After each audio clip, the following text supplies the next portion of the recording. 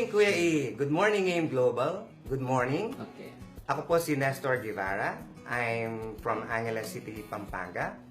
I'm 49 years old. Isa po akong dating empleyado ng San Miguel Corporation sa San Fernando, Pampanga. Nagtrabaho po ako doon for 10 years. Okay. Then, nung nag-offer po ng early retirement plan yung San Miguel, I grabbed the opportunity kasi 200%. After San Miguel, nakakuha po ako ng separation pay ko. I was involved into construction financing kasi may mga kaibigan po tayong mga contractors. Medyo nakikideal, nakikiamot sa konting kitahan. And nalaman ko rin po yung all about buy and sell because mahilig po ako sa sasakyan, lalo na yung mga 4x4.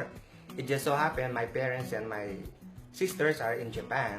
So, nagpapauwi po ako ng mga 4x4 vehicle. Nung pong nagsisimula ako, kasi dahil wala akong alam sa negosyo nito, at to be honest, gusto ko nang mag-quit. Ang sabi ko sa sarili ko, I sit down and ask myself, anong kulang? That was the time po na binugbog ko yung sarili ko sa training and seminar dito sa head office natin.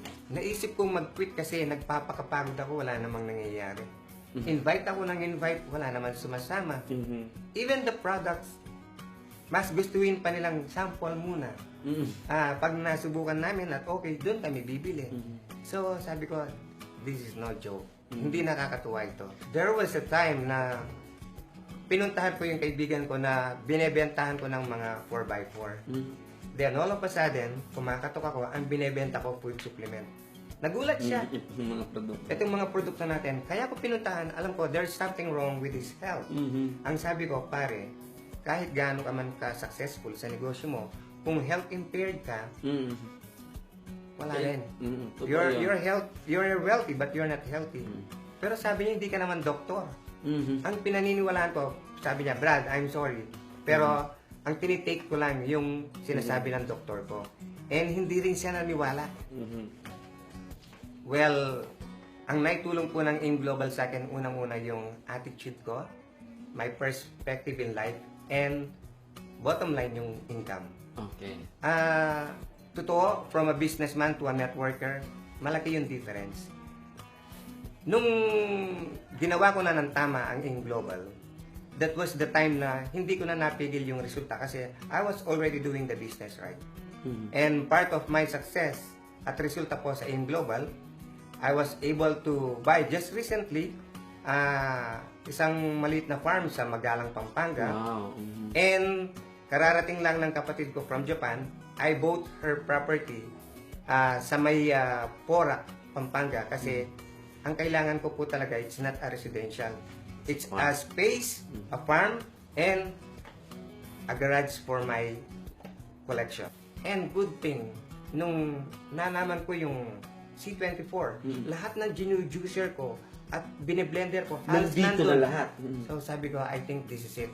Unti-unti, tinanggal ko po, binawasan ko yung mga ginu-juicer ko, yung mga pre-processed food ko. And right now, I'm happy to say, I'm just using C24 as part of my supplement. And I stay away from food na alam kong hindi makakatulong sa akin.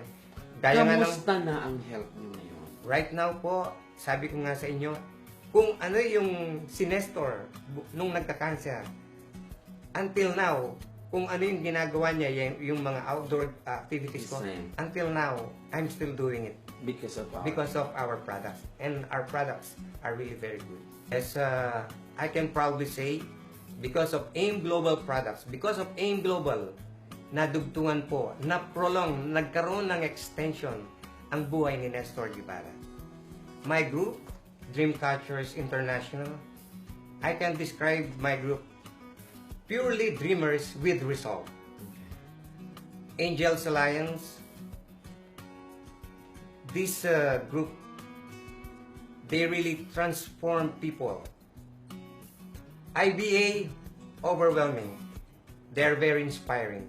United Empire Alliance, ito po yung mga tao o grupong tinitingala namin because of their success.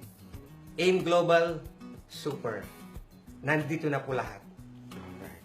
Sana po, Kuya E, yung suporta nyo sa amin will be parang wala nang katapusan. Although alam ko, nandiyan na kayo sa pedestal, you are already successful, kayo na po yung tinitingala namin. But talaga, Kuya E, we are very thankful because you will not bother to go down from there, going down to us just to support us.